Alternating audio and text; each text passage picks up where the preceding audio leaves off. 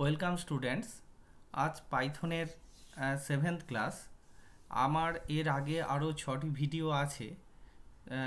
এইখানে আজকে আমি যেটা নিয়ে আলোচনা করব সেটা হচ্ছে ইটারেশান অর লুপিং। এবং এই ইটারেশান অর লুপিং হচ্ছে দুভাবে ইউজ করা হয়, দুটো লুপ, একটা হচ্ছে ফর লুপ এবং একটা হচ্ছে হোয়াইল লুপ। এখানে এই ফর লুপের জন্য আমরা কিন্তু দুটো অপারেটর ইউজ করি, ইন এবং নট ইন। এই দুটো অপারেটর ইউজ করি, এগুলো ডিটেলসে আসছি। আর এইটা বলার আগে তোমাদেরকে যেটা বলি, আমার channel study computer science with Manas sir.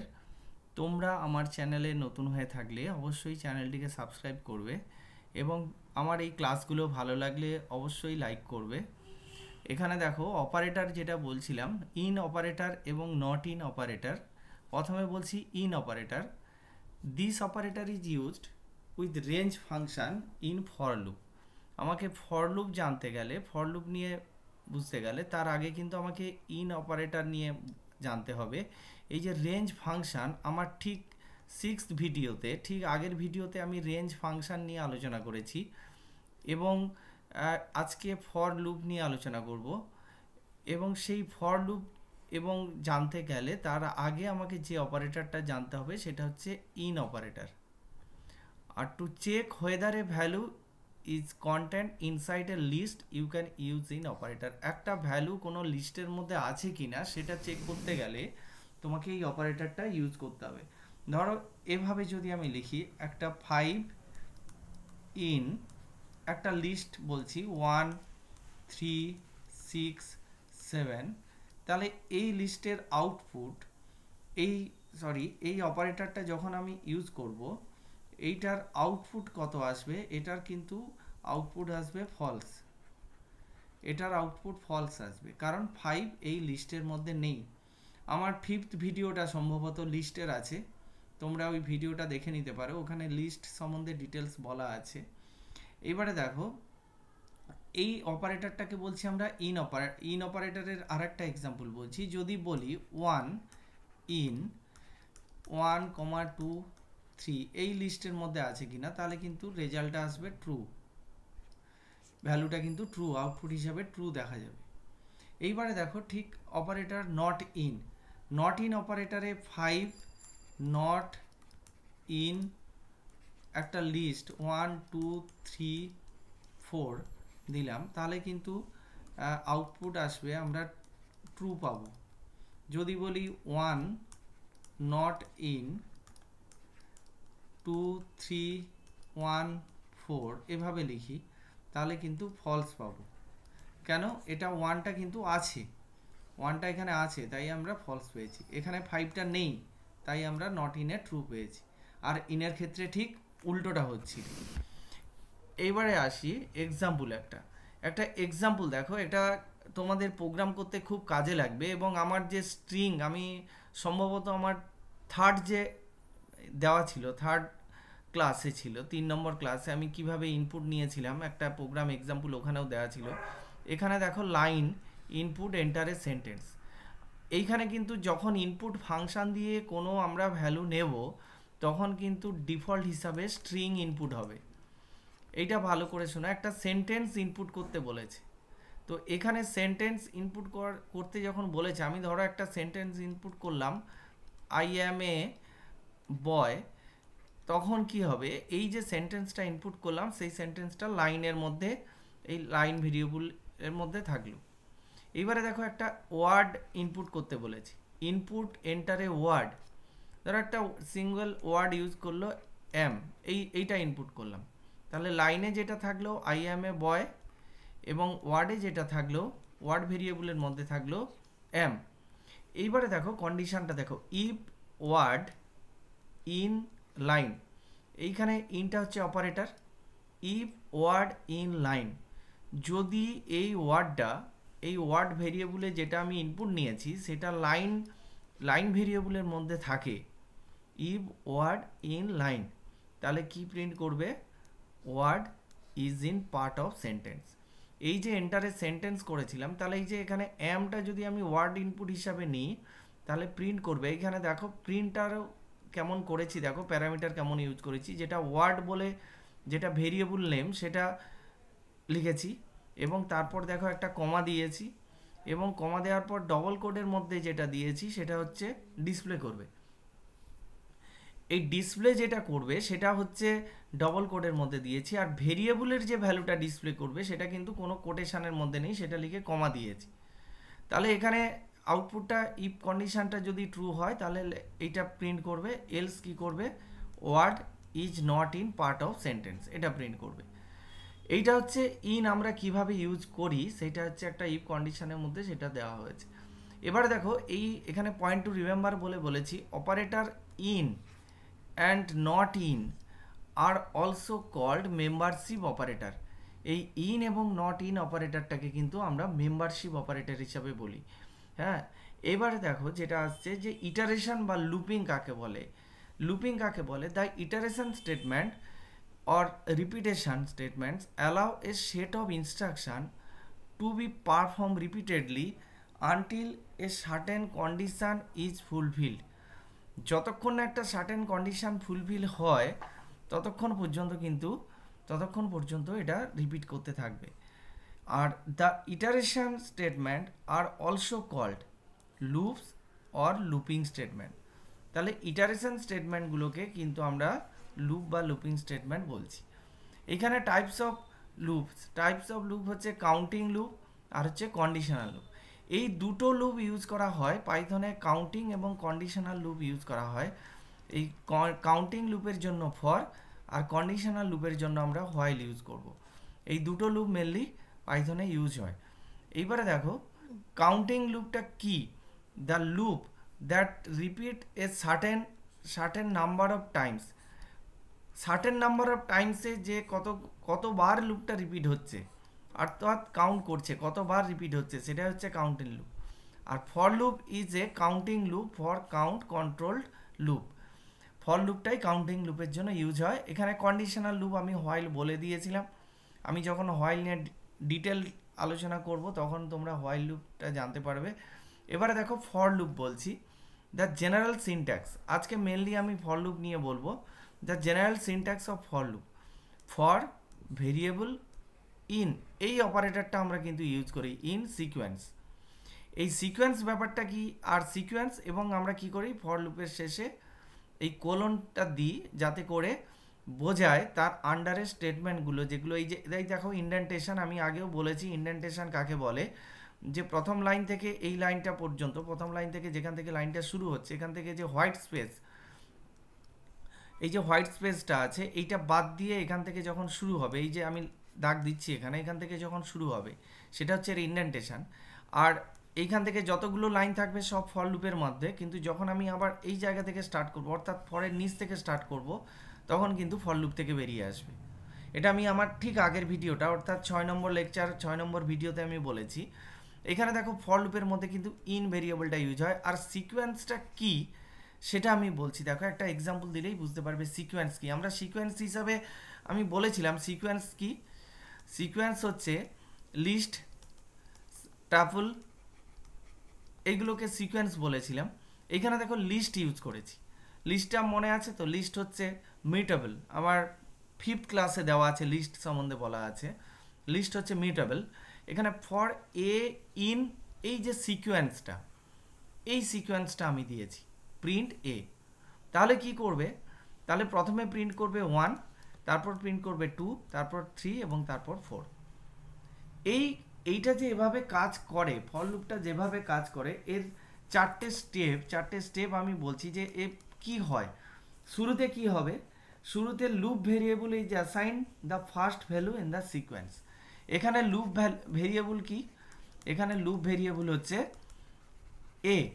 এই লুপ ভেরিয়েবলটা প্রথম কি অ্যাসাইন করবে, যে সিকোয়েন্সের ফার্স্ট ভ্যালু দিয়ে লুপ ভেরিয়েবল অ্যাসাইন হবে। অর্থাৎ এখানে প্রথম অ্যাসাইন হলো কত, এর ভ্যালু 1, এখানে সিকোয়েন্সের ফার্স্ট ভ্যালু কত ছিল 1। আর তারপরে দেখো all the statement in the body of for loop are executed with assigned value of loop variable.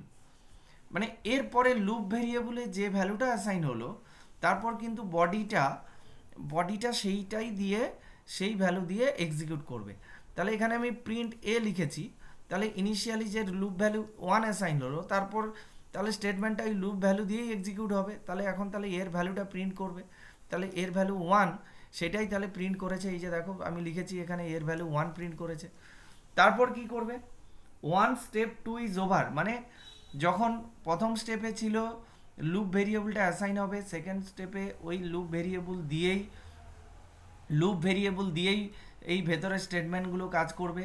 এটা হচ্ছে সেকেন্ড স্টেপ, প্রথম স্টেপ এটা ছিল। এবার 3 নম্বর স্টেপ কি বলছে, 1 step 2 is over, the loop variable is assign the next value.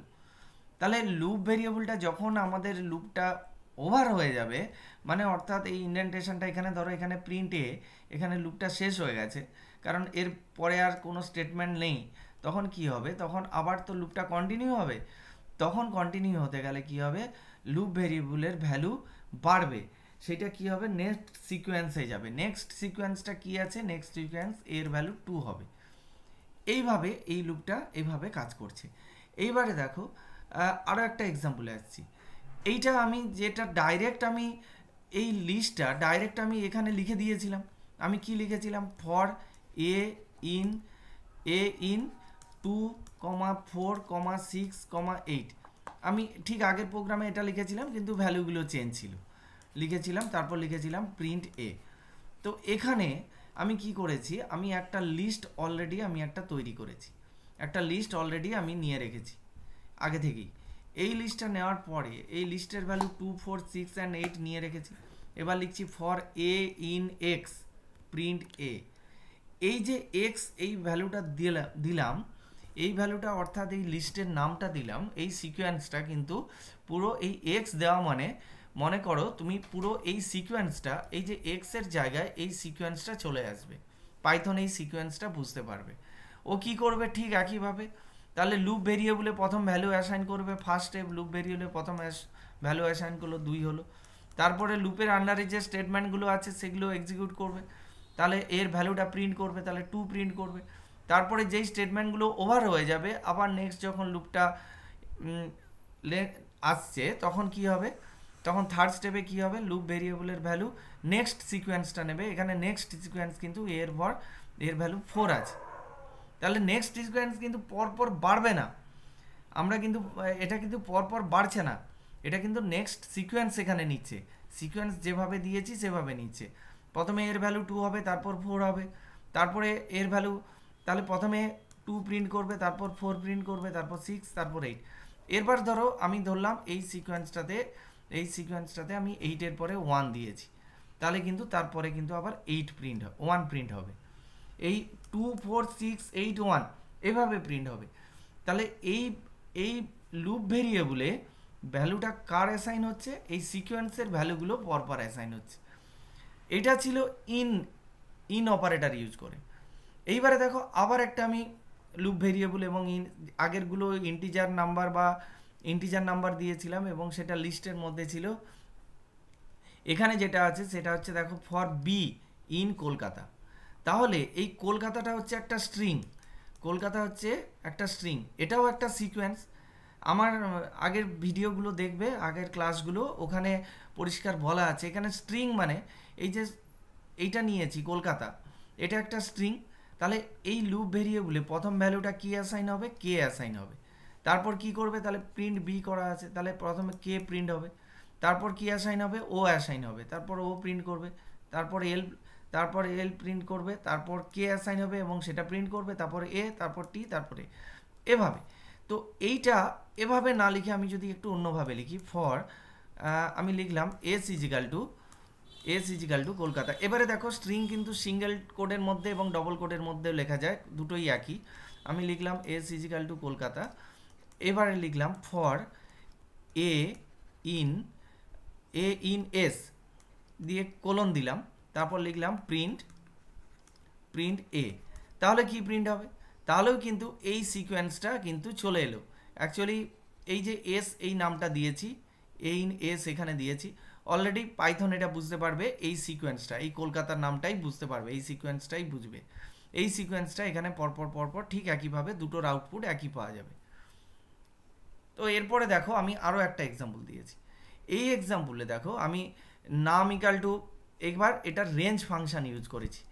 Range function এতক্ষণ in, শুধু ইন বলে সিকোয়েন্স ছিল, এবার ইনের সঙ্গে আমি কিন্তু রেঞ্জ ফাংশন ইউজ করেছি।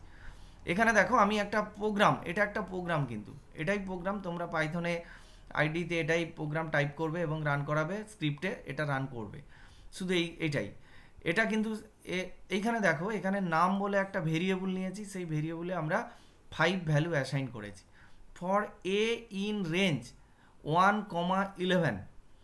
তাহলে তাহলে কত হবে, এতে অ্যাসাইনমেন্ট কত হবে, ইনিশিয়ালি এতে অ্যাসাইনমেন্ট 1 হবে, এবং রেঞ্জ 1,11 আছে, মানে ঠিক আমার আগের ক্লাস 6-এর রেঞ্জ ফাংশন পুরো বলেছি, ওখানে দেখবে এখানে কোনো স্টেপ ভ্যালু নেই, মানে ডিফল্ট স্টেপ ভ্যালু +1, রেঞ্জের ডিফল্ট স্টেপ ভ্যালু +1। তাহলে ইনিশিয়ালি এ অ্যাসাইন হলো, আর এই স্টেটমেন্টটা এক্সিকিউট করবে, তাহলে কত প্রিন্ট করবে, নাম স্টার এ, অর্থাৎ 5 স্টার এ, অর্থাৎ 5-এর সঙ্গে 1 মাল্টিপ্লাই করলে 5ই প্রিন্ট হবে। তারপরে কি হলো, তারপর ডিফল্ট স্টেপ ভ্যালু 1 রেঞ্জের, নেক্সট ভ্যালু যাবে, তাহলে এর ভ্যালু কত, নেক্সটে হবে এর ভ্যালু 2, প্রিন্ট করবে কত, 5 স্টার 2 মানে 10। এভাবে কতক্ষণ চলবে, এভাবে চলবে। এখানে 11 দেওয়া আছে, আমি জাস্ট আমার রেঞ্জে যেখানে ক্লাস বলেছি সেখানে লেখা আছে এই লোয়ার বাউন্ডটা ইনক্লুডেড, আর এই আপার বাউন্ডটা কিন্তু আপার বাউন্ড -1, আপার লিমিট বা আপার বাউন্ড -1, এক কম আপার, এটা নর্মাল ক্ষেত্রে এক কম, তাহলে এখানে কিন্তু 1 থেকে 10 অবধি চলবে, 11 নেবে না। তাহলে লাস্ট আমার প্রিন্ট করবে কত, 5 star 10 when A equal to 10, তাহলে 50। এইটা কিন্তু 11 আর নেবে না, কারণ আমার রেঞ্জ ফাংশনই তাই বলছে, পাইথনের রেঞ্জ ফাংশন লোয়ার ভ্যালুটা ইনক্লুডেড কিন্তু আপার ভ্যালুটা কিন্তু এক্সক্লুডেড, ঠিক ওর আগের ভ্যালুটা অবধি নেবে।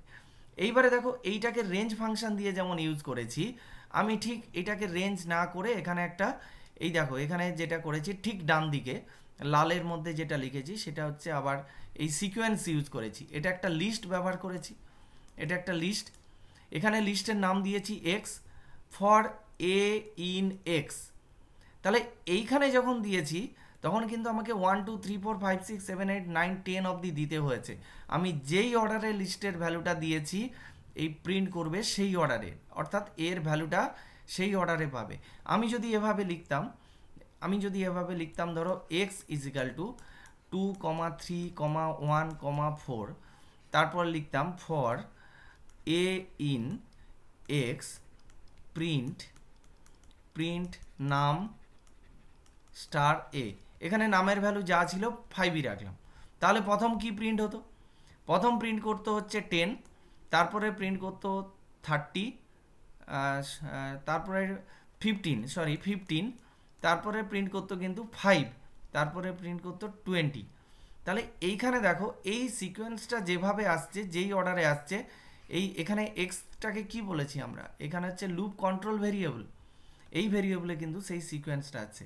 আর যখন আমরা রেঞ্জ ফাংশন ইউজ করব, এখানে রেঞ্জেও আমি দিতে পারি কিছু, কিন্তু রেঞ্জ কিন্তু পরপর যাবে এবং সেখানে তার স্টেপ ভ্যালুর উপর ডিপেন্ড করবে। রেঞ্জে কিভাবে ইউজ হয় আমার ঠিক আগের ভিডিওটা তোমরা দেখে নেবে, আগের ক্লাসে আমি রেঞ্জ পুরো বলেছি, তোমরা রেঞ্জটা যদি বুঝতে অসুবিধা হয় আমার লেকচার 6 ভালো করে শুনবে, তারপরে এই ক্লাসে আসবে।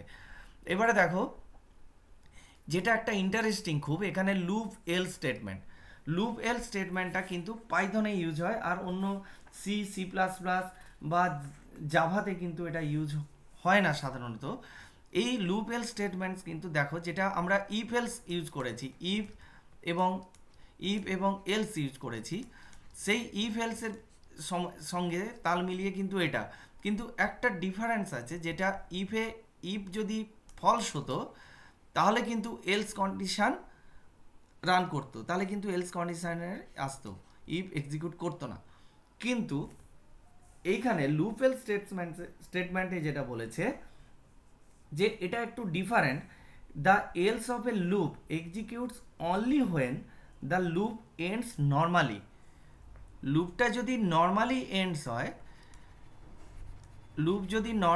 এন্ড হয় তাহলে কিন্তু এলস এক্সিকিউট করবে, যদি ব্রেক কন্ডিশন ইউজ করে লুপ এন্ড হয় তাহলে কিন্তু এলস এক্সিকিউট করবে না। এইটাই শুধু পার্থক্য আছে, এখানে ইফ এলসের থেকে ফর এলসের এটাই পার্থক্য আছে। লুপ এলস স্টেটমেন্ট যেখানে ফর বা হোয়াইল লুপে আমরা এলস ইউজ করেছি, নর্মালি এন্ড হলে তবেই এলস পার্ট এক্সিকিউট করবে, আর ব্রেক দিয়ে এন্ড করলে তাহলে কিন্তু এলস পার্ট এক্সিকিউট করবে না। আচ্ছা, এই ফর লুপ যেটা বললাম, আজকে শুধুমাত্র ফর লুপ বললাম, আমার নেক্সট ক্লাস হোয়াইল লুপ নিয়ে থাকবে। তোমরা পরের ক্লাসটা দেখো, হোয়াইল লুপ থাকবে। আজকের ভিডিও এই পর্যন্ত। আজকের ক্লাসটা তোমাদের যদি ভালো লেগে থাকে অবশ্যই লাইক করবে এবং বন্ধুদের মধ্যে শেয়ার করবে, এবং যদি চ্যানেলে নতুন হয়ে থাকো অবশ্যই সাবস্ক্রাইব করবে। Thank you.